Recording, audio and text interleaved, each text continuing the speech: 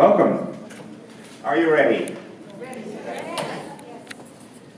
This is our candidate forum for the regional convention. As you know, CARA does not endorse candidates, but we do a lot of work with the election officers in the local, the state, and the national levels. And we want them to be informed about our issues. And we want you to be informed about the issues as well. And we hope that they would vote on these issues and put people's first when they vote on these issues, because that's very important. The local chapters of CARA, called the CARA Action Team, short for CATS, and I'm part of that class or area, as well as my co-part, Diana Madoshi. We thank you for coming.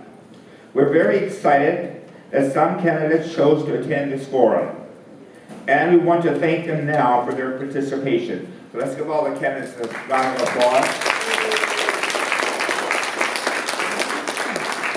In every case, we invited all the candidates running. It was up to them to decide whether they would participate or not. If the candidate's not here, the chair will be empty, of course, but we will speak to them as if they are here. So get ready. Every candidate was sent instructions for this forum, which included a few questions that we wanted them to respond to and answer today in their remarks. A copy of these questions and scorecards is indicated in your folders. Please take them out as the candidates are introduced, write their names down, and put your evaluation of how they answer each question. The questions are different for local, state, and federal candidates, so be sure to put their names in the right area. It's a green one? Okay. And hang on to this, because you can use the scorecard when you vote on each candidate in an election. Does everyone have the scorecard? I would like to introduce the first candidate. Each candidate will have 10 minutes, but we're going to give Jessica a bit more time because her opponent did not show up. So please welcome to the 15 minutes. Please welcome to the podium Jessica Morris.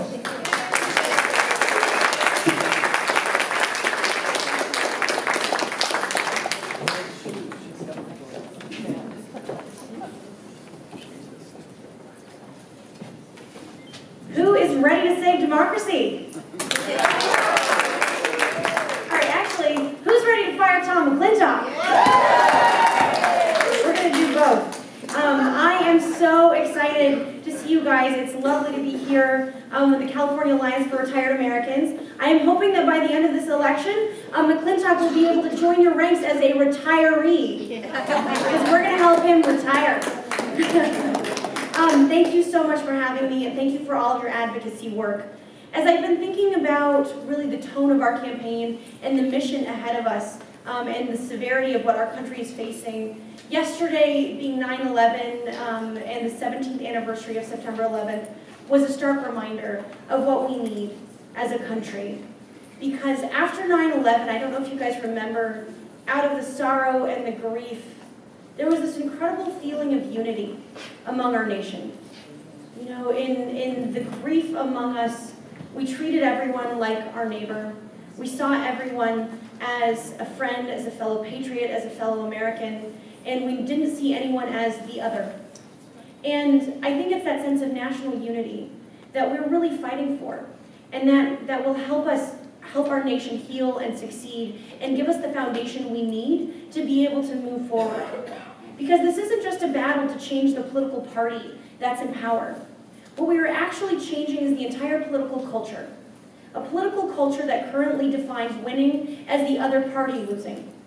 A political culture that defines people as outside or inside a group.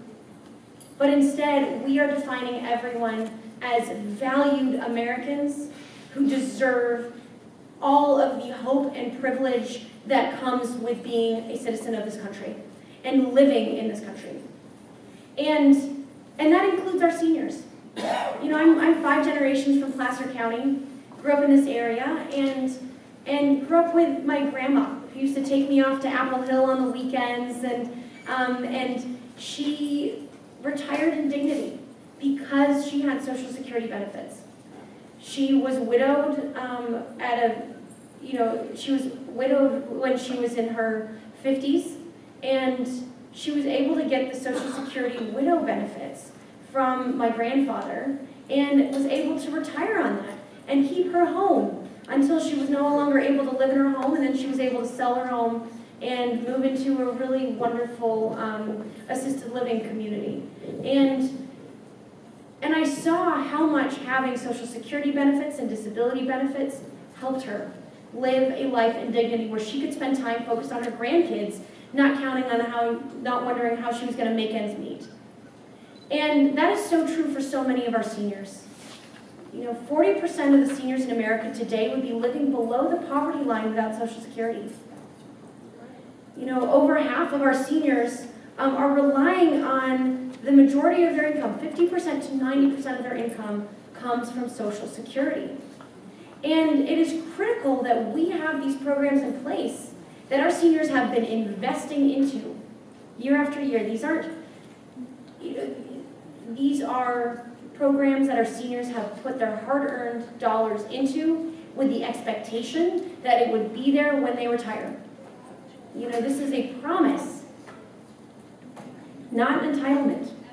And we need to ensure that these programs continue so that all of our seniors can retire in dignity. Because I want you to spend time with your grandkids and figure out how to spoil them, not figure out how to pay your medical bills, right? So I am going to protect Social Security. I'm going to make sure that I make votes and that we put things in place to expand Medicare. And I'm going to make sure that we build an infrastructure for our seniors so that they can age in place and retire in dignity, that you're not stranded if you can't drive.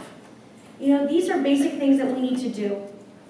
Our Social Security Trust Fund is currently $2.8 trillion. It's solvent until 2037.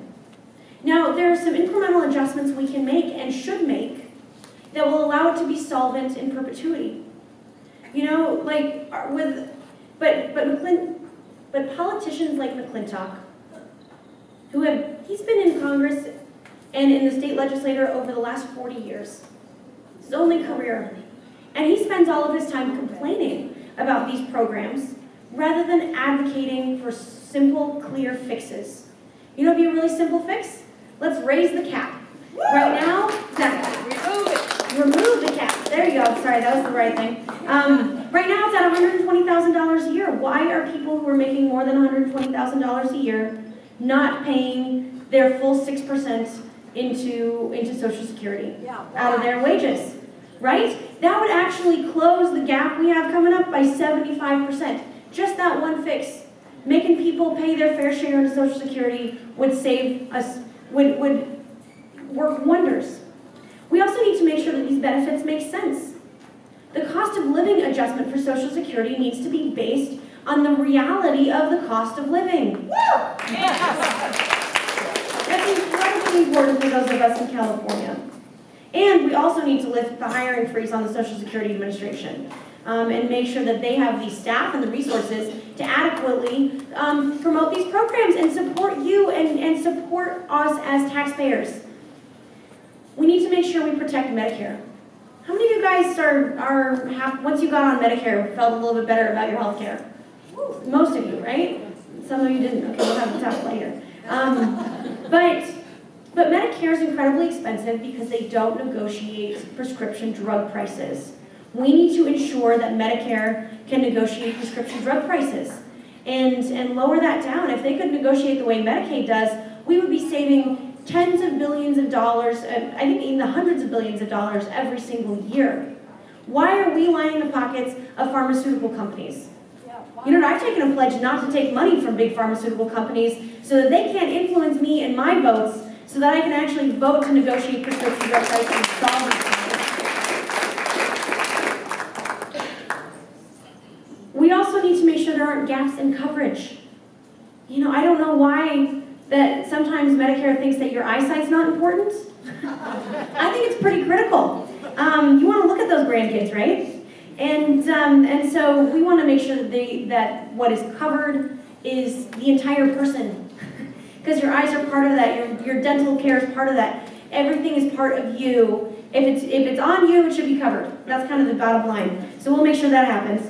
And then finally, I'm actually actively promoting to have a public option, to have your kids and grandkids be able to buy into Medicare. So we're not lining the pockets of big insurance companies anymore. They can actually purchase the same high quality health care at the low prices that you already have available. Because when we make Medicare available for everyone to buy into, it sustains our country, it allows us to have lower the price of hospital care and pharmaceuticals because they can negotiate those prices down, and it makes it sustainable and accessible for our community because everyone in our country deserves to have access to high quality, affordable health care, and that's a right.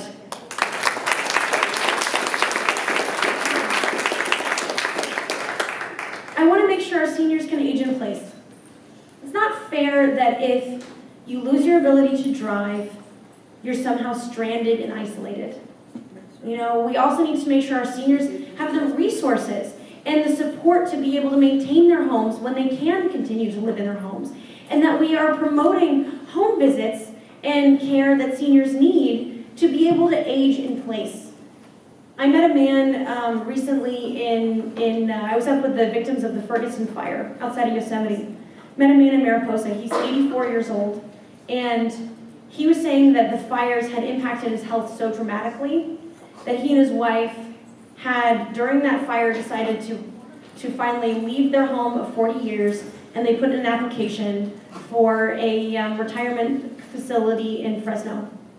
And they would be leaving their entire community and leaving everything behind because the smoke of the forest fires was impacting them. Seniors are impacted 4 times more from the smoke of the forest fires because they're more likely to have heart attacks. You guys are okay, don't be afraid. But also, he was having trouble maintaining his home. He said that the amount of work it was taking him to maintain his yard and try to build defensible space from forest fires was so exhausting that at 84 years old, even though he's fully capable of taking care of a regular home, the demands on him because of where he lived were so high that he and his wife decided to leave their entire community, their entire network, and move into a place that they felt was safer. And I think that's not right. I think our seniors shouldn't be forced to leave because of home maintenance or because of a lack of a public transit system that can address our needs or a lack of a healthcare system that will make home visits. And I think these are structural changes that we can make to ensure that our seniors can age in place because that is so much cheaper on us as taxpayers as well. I mean, think about how much you pay to be in a retirement community or an assisted living facility and how much cheaper it is if we allow you to maintain your own home. And what it really inspired me to run is that McClintock has been failing on every single one of these levels. You know, as we've already heard, he is somebody who votes with his political party 97% of the time, and with our community 0% of the time. And with seniors, definitely 0% of the time. He had a budget proposal to reduce Medicare by $500 billion. He proposed a $4 billion cut from Social Security. And any organization that ranks members on voting for seniors and promoting promoting a life of dignity and ease for seniors, McClintock gets a 0. Considering the high senior population we have in our district, it's horrifying that he is unable to stand up and fight and vote for us and respond to his constituents. He's somebody who only responds to his narrow special interests. And that's why we're going to get him out of office, because we deserve better. When I first started running,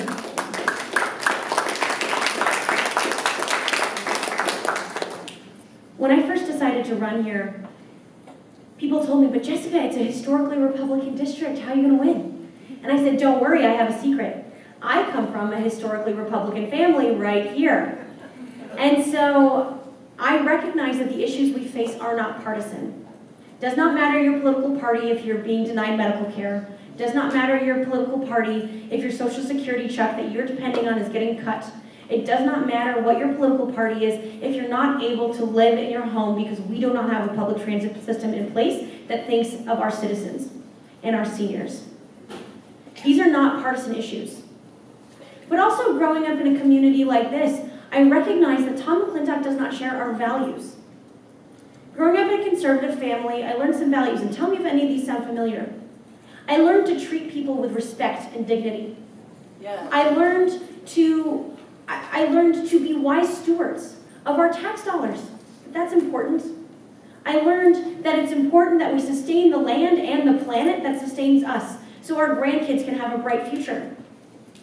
And I learned the value of hard work and education and that everyone deserves a shot at that. Yes. Any of those values sound familiar? Yes. Yeah. These aren't conservative values. These aren't progressive values. These are our community values. These are American values. And we need to elect somebody who will represent our values and actually work to address the root causes of problems rather than playing partisan games or settling for a political cheer line. And that's what I'm going to do every day. And that's why we're going to win. Yes. That's why we have this incredible grassroots momentum here in our district, and we need all of you who are already leaning in to lean in harder and to do more. I have some of you who are out there canvassing every day. Raise your hand if you've canvassed or made phone calls for us before. Okay, not many hands. Okay, there we go. All right, good. Now, I need all of you guys on board to do this because we have polling that shows that we have a path to victory, and we are not going to settle for losing by 1,400 votes like we had the heartbreak with Charlie Brown in 2008, right? We are going to fight every single day to make sure that we out-message McClintock, and that means getting on phones, getting on doors, talking to neighbors. I need you guys to volunteer and sign up to do it. And those of you who are already doing it, I need you all focused. Those persuasive conversations have an impact. We need the resources to win. We have already out-fundraised Tom McClintock. We have raised over $1.5 million. We're buying our TV ads this week, and we need to make sure that we can silence him on television. So I need you guys to donate their envelopes at your table, but I need everybody to pitch in because we're getting big money out of politics. So that means I need little money to get in. We have over 8,000 individual contributions to our campaign, and it makes a huge impact. So I am grateful to have you on the team. I am grateful for your hard work, and we are going to win in November. Thank you.